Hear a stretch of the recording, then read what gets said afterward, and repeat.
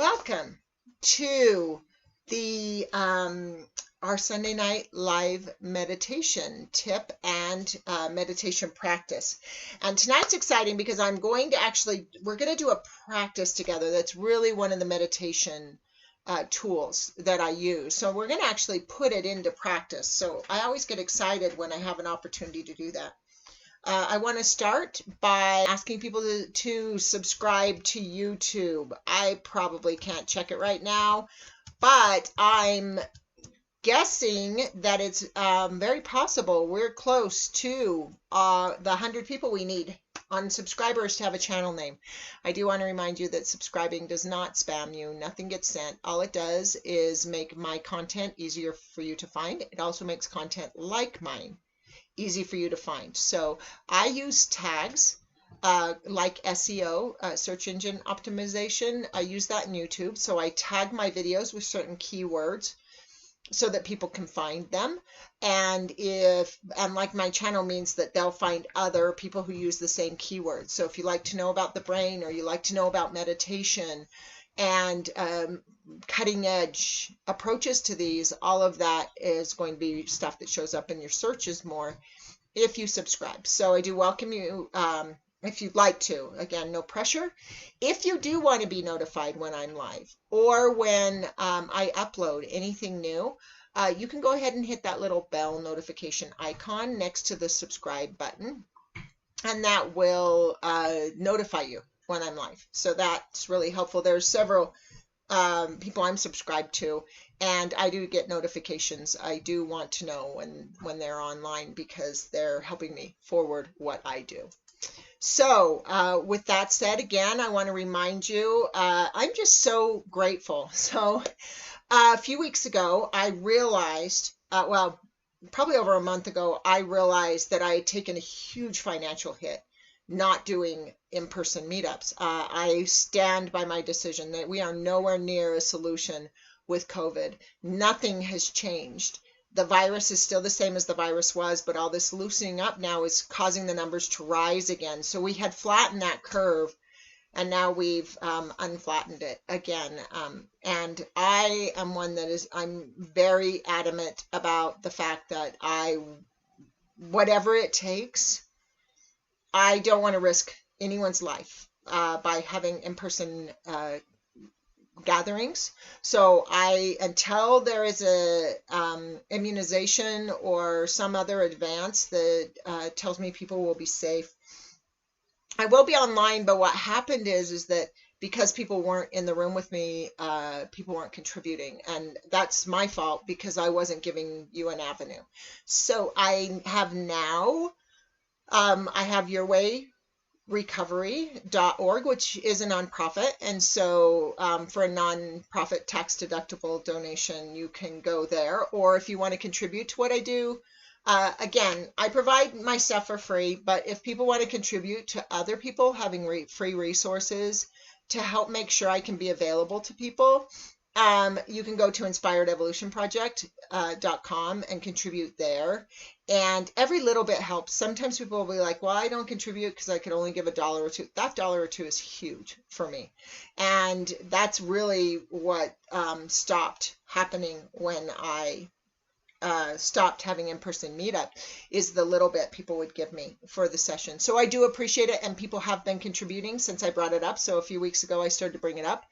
I have in the description of the video, I have links where you can go and contribute. And since I've started doing that, people have been contributing. So thank you. I just want to, I'm not going to cry, but I want to, because I am so moved. I am so touched by the people that are willing to support me and stand beside me and understand why I do this and what I put into it, how much of myself I pour in, how much of myself I give away for free because I want to.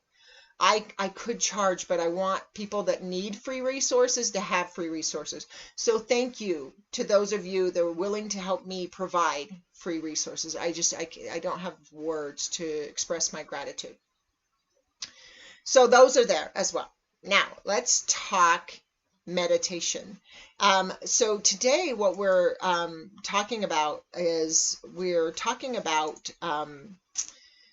this concept. So I don't have the meditation picture up. The did you know? I we'll have to come back to it. I was just in such a rush, so I just jumped on. But the question is, did you know that no matter how severe the problem that you're facing, that you can go from pain to possibility in a moment with meditation practices. Now, a lot of people understand that in the moment of meditation, they can experience stillness. That I can learn to use the tool that if I'm having a stressful day, I can stop. I can close my eyes and I can breathe for a minute. This technically isn't meditation, this is centering, but I can center myself and in that moment feel better. I'm talking about something beyond that.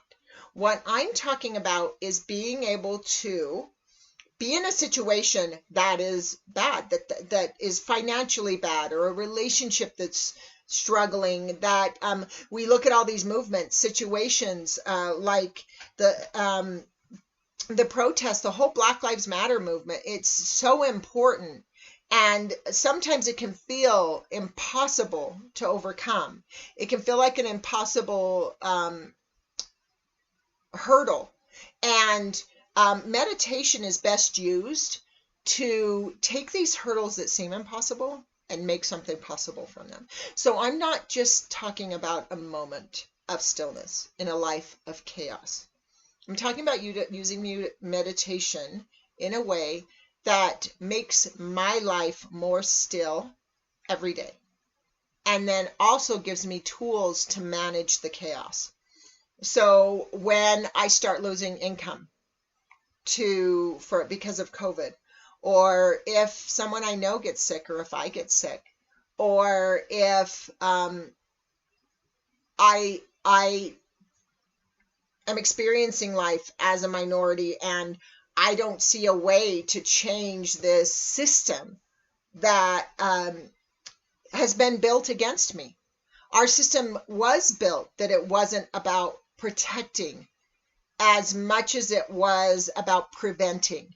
And so I think that there are a lot of people in the system that want to do the right thing. I think there are a lot of people in the system that don't want to do the right thing. But when we start to look at the whole when something is a systemic issue, it can feel like an impossible thing to change. And this is where innovation is critical. I love, I think it's an Einstein quote that says, no solution can come from the thinking that created the problem. No problem can be solved from the thinking that created the problem. And all that means is we need a new perspective. If we are in a situation that's not working, the perspective we have, if we knew a way out of it, then we would be out of it by now. Also, if our solution is about changing other people, we have no control over that. We have no way of making that happen. We can argue, like I love this approach right now that's happening with this movement. That is so beautiful. This movement, as the protests have been going on, has not been as much about just protesting. It's about education. There are so many avenues right now to educate people on what Black Lives Matter means or what it's like. There are so many opportunities for people to ask and to experience and to listen to speakers talk about what it's like to not be able to drive your car without being harassed, what it's like to one of the most powerful, I think they're all powerful. I shouldn't put it that way, but I think about these stories about children and how people have to teach their 5-year-old, don't put your hands in your pocket or people might think you stole something. Teenagers, don't reach for your cell phone or they might assume it's a gun and shoot you. Don't act or behave in the way the other children around you act or behave because you have to follow a different set of rules. That's heartbreaking. And people in experiences like that are taught this from toddler age because parents are trying to keep their children safe. And this is something, it shouldn't be this way. We are an evolved enough species at this point that change can happen. Change needed to happen in a different way. There has been a lot of growth, a lot of change, right? We can see that things are better than they were. They're still not good enough. And so in these situations, now, no matter where you land on that, no matter what you're experiencing, if you're a person that's lost a job because of COVID, or your business is closing, there are a lot of businesses closing, businesses that were strong businesses. I know people who work, like multi-billion-dollar corporations that are closing a lot of their business because of just the dynamic of what social distancing has created. But it's important. No amount of money is worth a single life. No amount of money. There's no amount of money. And so there are a lot of us suffering. And so there's these adjustments that need to be made. So what I want to talk about is, how do I make that adjustment? How do I see that new perspective outside of the box of what I've been aware of to date? And so I'm going to talk about that I'm going to get into it for about 5, maybe 10 minutes. And then I'm going to do a practice with you on it. And I'm going to engage in the practice as I talk about it. So again, this idea of no problem being solved from the thinking that created the problem. Okay, the brain, and it thinks in a certain way. And it's the one that didn't know how to prevent the problem. So it can't solve the problem. So we do need to access a different part of the brain.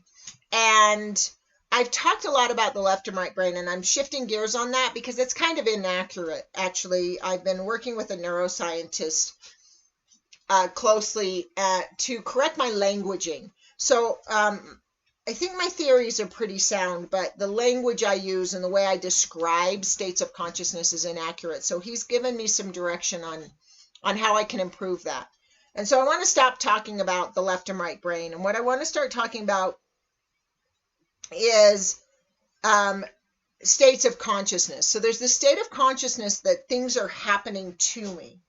And then there's the state of consciousness where I'm capable and confident, and no matter how bad things get, I know I can find a way out. And that's an innovator. That's an out-of-the-box thinker. And so I want to talk about how we transition. We tend to think some people are born that way and others aren't. And that's true to an extent.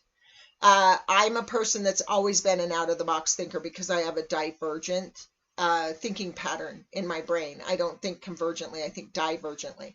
And so it gives me an advantage in innovation because I will constantly be looking outside of the box.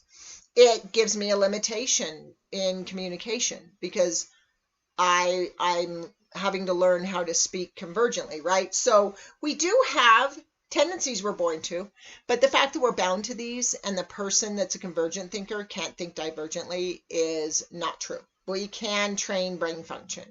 So in the same way, people can learn anything. People that aren't athletic can learn to be athletic if you're learning things in the right way. So instead of trying to force your brain to do something it doesn't want to do, if we can train the brain to want to do it, it's easy. So that's what I want to talk about. So to begin this conversation, what I want you to do is start thinking. And what I want you to think about is something that is not working for you right now that's really upsetting. Think about something big. I always say, I think about that concept of people and this idea of universal law and a law of attraction, things like that. And I always say, faith is never built on finding parking spaces. So a lot of times we're trying to control the environment and think we can control our thoughts to control the environment, which doesn't make a lot of sense because there are over 7.5 billion people thinking into the world. But breaking out of that concept and getting more into the concept of, if I can feel like I'm capable of solution rather than feeling like I'm under the boot of a situation, That's going to make a huge difference. And that's what I'm talking about changing. Because then what's happening externally can become inconsequential.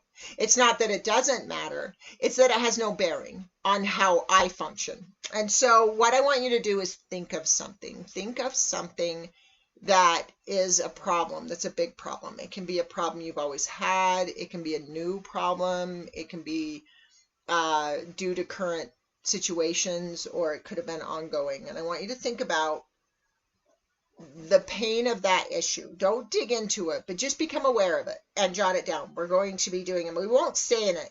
I'm not a person that processes things, but I do want to talk about how meditation helps. So in the first part of this, you have the concept that that problem likely causes stress and pain. So we do have that first step, which is the fact that I can stop. I can take a deep breath.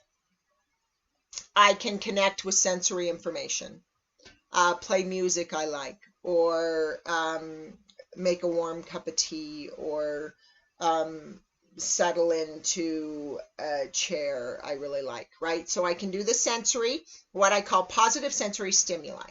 So I can do positive sensory stimuli to take me out of that pain state and into a rest and digest state. So I want to do that first.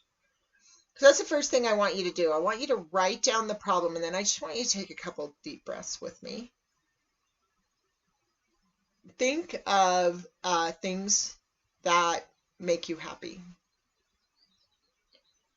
Nature is a big one for a lot of people. For some people, people like me, the idea of being in the woods is so soothing. For some people, it's the beach,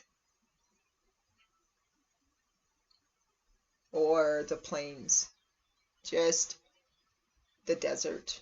Just think of a place that really quiets your soul when you're in it. And think about the sensory experience of that place. It could be that it's quiet. I have a real connection to aspen trees and that sound of wind through the trees, or the crackling of a fire.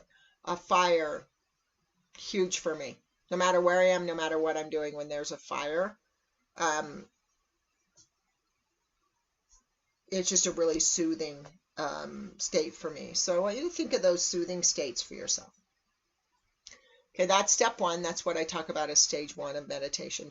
We just need to calm ourselves down a little. When we have pain or things seem impossible, to try and solve them while they seem impossible, we won't get very far. So it's better to just kind of stop for a minute and calm ourselves.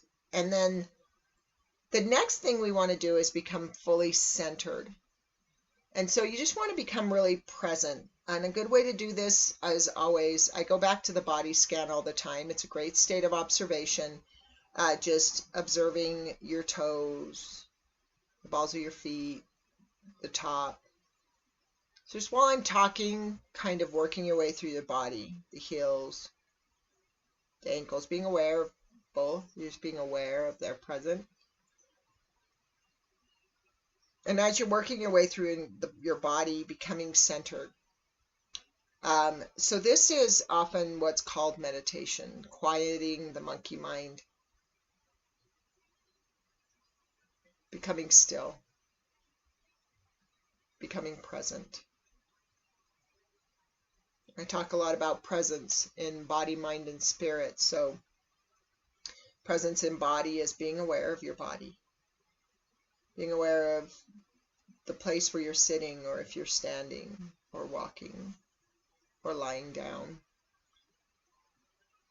being aware of how your clothes feel against your skin.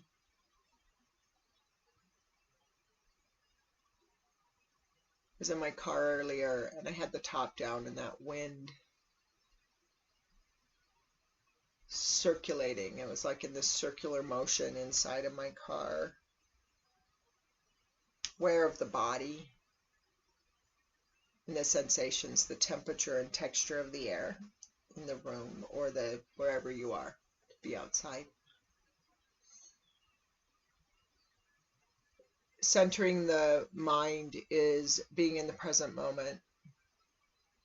And I like to think of this as a byproduct of meditative practices where we surrender the monkey mind and we are just in this moment. And I'm going to come back to talking about this as we do the practice. Just allowing ourselves to be not thinking about the neighbors or our family or the world right now. Not thinking about what we want to create tomorrow or where we were yesterday. Just being where we are today, in this moment, and letting our thoughts be on the present moment. Body scans are good for this in the fact that they connect us with our body, but as well, they connect us with the moment because we're just thinking about our body in the moment. We're not necessarily thinking into the past or future or outside of the bubble of our own existence. Okay, the last thing is presence in spirit, and I define this as dropping our masks. Owning ourselves where we are today. A lot of us right now are having a bit of a reality check that maybe we haven't been as aware of the suffering of others as we could have been. Maybe we're approaching our protest of whatever we're protesting. Maybe we're approaching that in a different way. Maybe we're learning new things. But saying, okay, this is where I am right now. I meet myself where I am. So it's dropping the masks and trying to be someone I'm not and being real and authentic. Now, this is the state we must reach. So if you've been doing this with me, if you've been connecting to my words in this practice, before you begin any contemplation of any problem in your life, you want to be in this state of mind where we are right now. Now, I kind of brought in the question last time about that I'm going to bring in again about how to get a different perspective on something. So we did this last week's meditation, but I'm going to take it a step further this week. So we're going to begin by saying, so there's a magic question I have. Any problem in your life, once you get to this state where you're feeling centered and calm and present, you can use this question for anything. So I would suggest writing down this question, and then you can fill in the blank of it however you want on any given day. The question is, what is available in my situation that I'm not seeing? That last part of the sentence is really important. It's one of the most important parts. You can ask your brain what's available in the situation and it'll answer, but it won't answer from possibility if you don't end the question with that I'm not seeing, or that I'm not considering, or that I'm not noticing. You can pick your favorite. So I want you to go back into what you wrote down, and we're just going to take a minute and we're going to ask the question, what's available to me in this situation, whatever you wrote down, that I'm not seeing?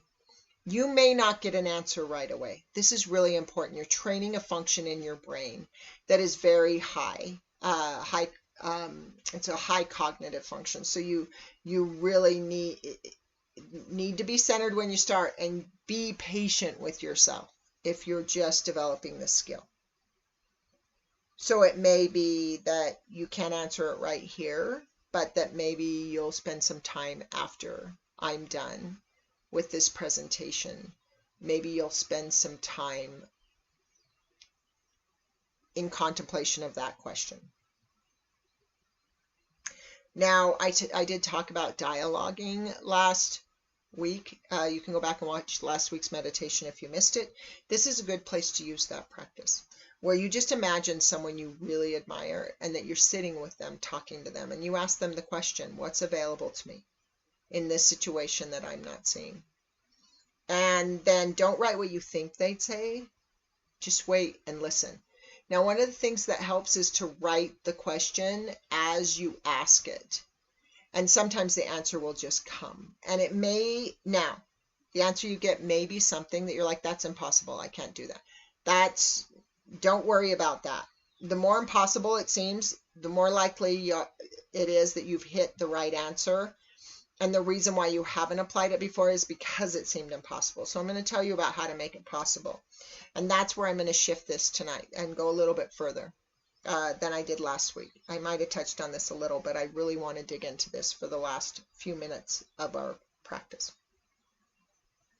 So you have this situation, then you say, okay, what's available that I'm not seeing? You want to just write that out.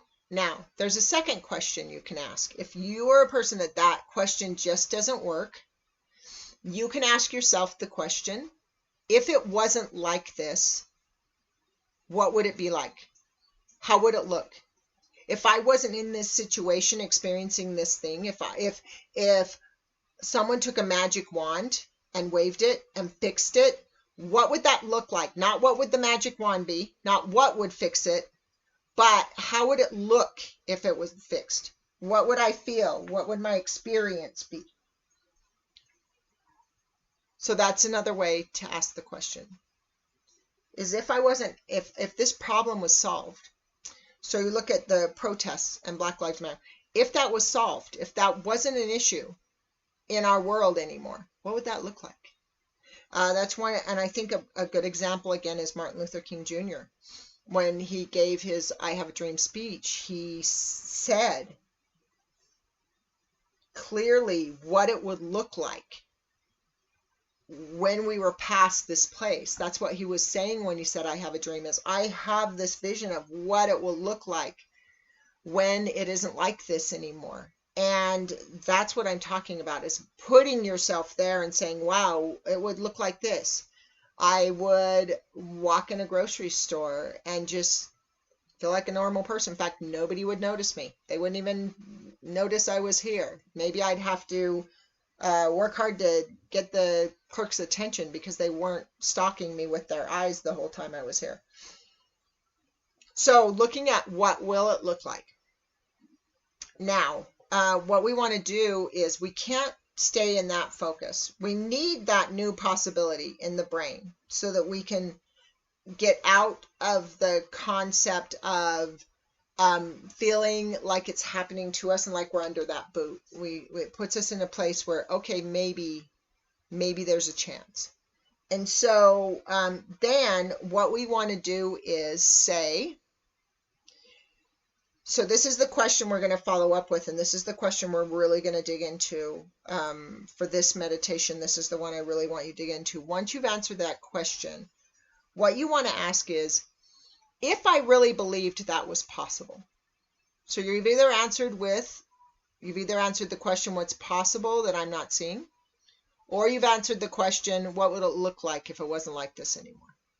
And then you're going to say to yourself, if I really believed that. Now, you don't have to believe it.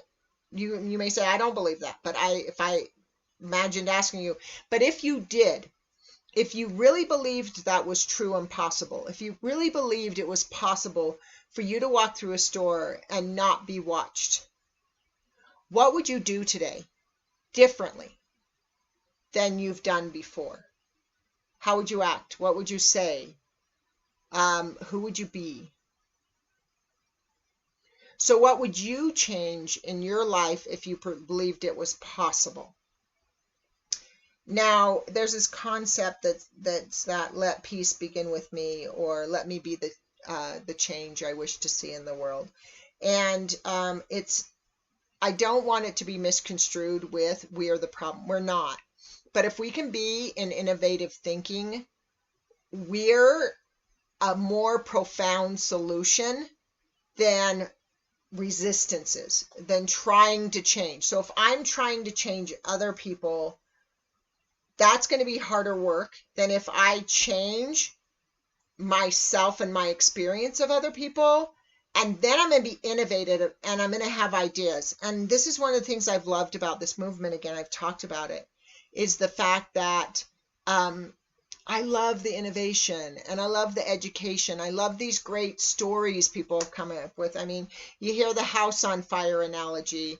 There was a great one too. I saw a little comedy skit from Kevin Hart that was amazing. If you haven't seen it, look it up.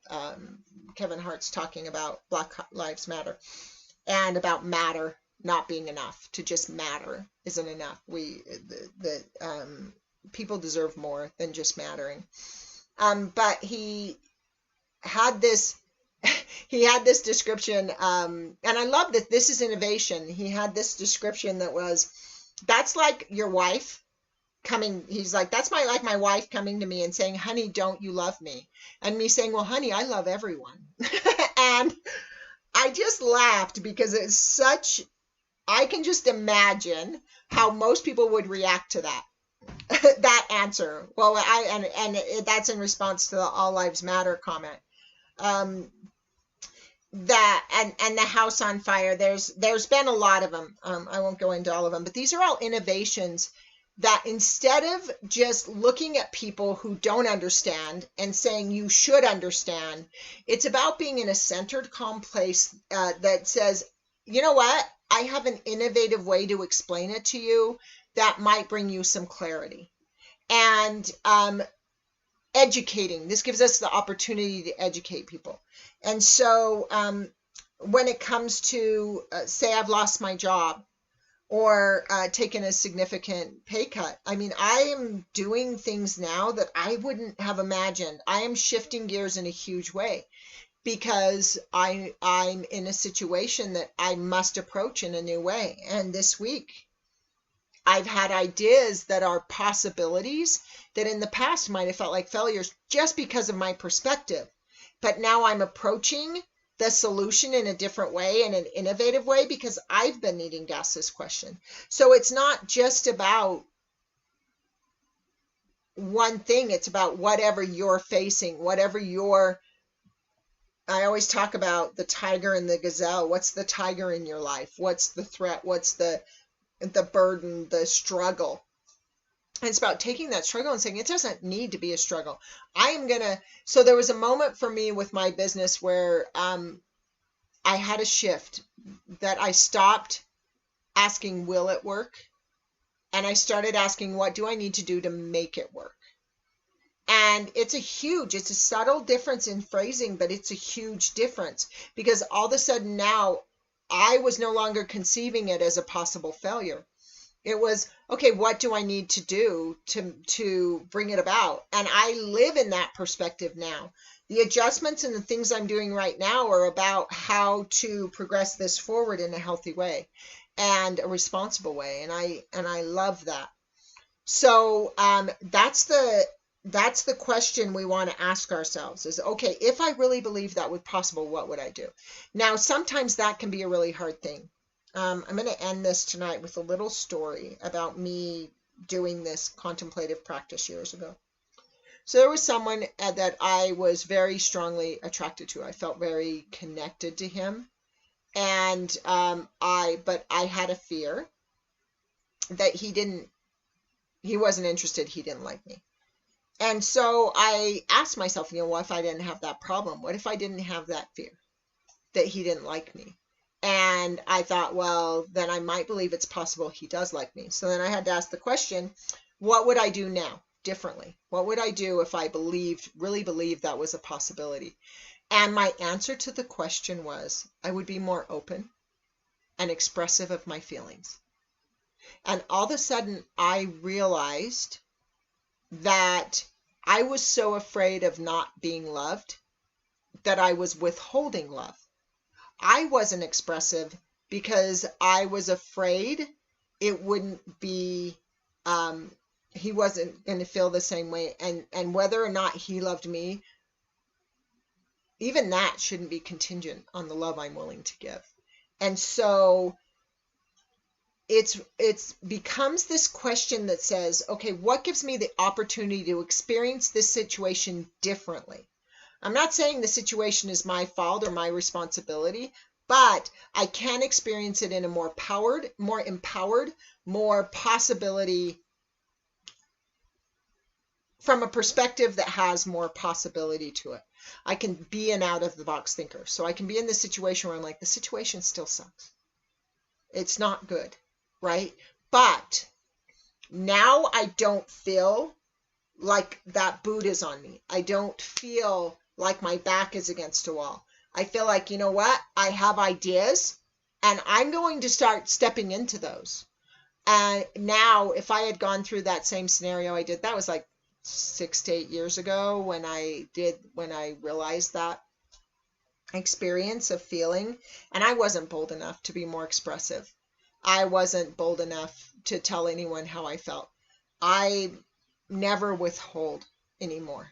I am just honest and authentic. So not just my love, but my boundaries, my sense of self, what I do and don't consider to be representative of the world I want. I state those things, and I do it from a space of love, always in my heart love.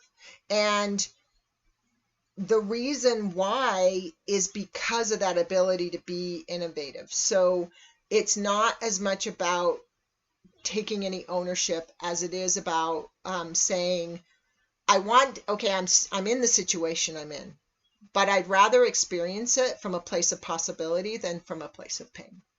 So that's the practice. I suggest 20 minutes a day. And what I recommend is be in the first question for a couple days if you need to. Then be in the second question for a couple days if you need to. Before you move to the third question, don't rush yourself forward. Just really get a clear picture on a new possibility. Then get a very clear picture of what that means to you, how that would affect your experience of the situation. And then as you come to that final question, be willing to take steps in it. Be willing to say, and we're only going to do what we're brave enough to do. The brain operates off. It will protect us from potential loss rather than it will potential gain. So fear of loss is way stronger in the brain than potential gain. So if you're not bold enough to take that, I don't judge myself for where I was, that I didn't take that step. I'm just aware that now I'm evolved. I'm in a better place. And that's come from that innovative thinking. So if you can take a step, if you can answer that question and implement the thing you get, great. If you can't, just keep contemplating the idea of that possibility. And when you do feel bold enough to take steps, take them. So I think that's it for tonight. I don't see any questions. And so what I'm going to do is I'm going to go ahead and log off and let people get into their meditative practice. Thank you for joining me. Again, if you like what you're getting here, if you can contribute, I appreciate it. If you can't, if you can like and share or subscribe, that helps me as well quite a bit.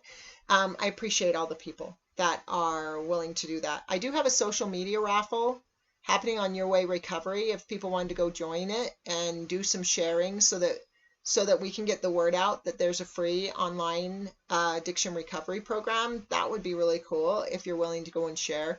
All of those things help me. So if you don't feel like you can give financially, but you're willing to spread the word, that helps me as well. I really appreciate all the help I get. So thank you again for joining me. I just love this practice. For those of you in the private group, I will be on Google Meet at 7. Remember, I think you should have gotten a notice this week. We are not using Zoom. We're using Google Meet now. So I'll be there at 7. And for everyone else, I look forward to seeing you next Sunday. I don't know the meditation topic yet. I didn't post it, but I will be. And then in addition to that, I will be doing the same for Wednesday night. So if I don't see you later tonight in the private group, I will look forward to seeing you either Wednesday or next Sunday. I hope everyone has a really beautiful evening and a great meditation practice. And if you want to share in comments any of your discoveries, the things you realize, I look forward to hearing those as well. So again, Have a good night, and I'll look forward to seeing you, connecting with you soon.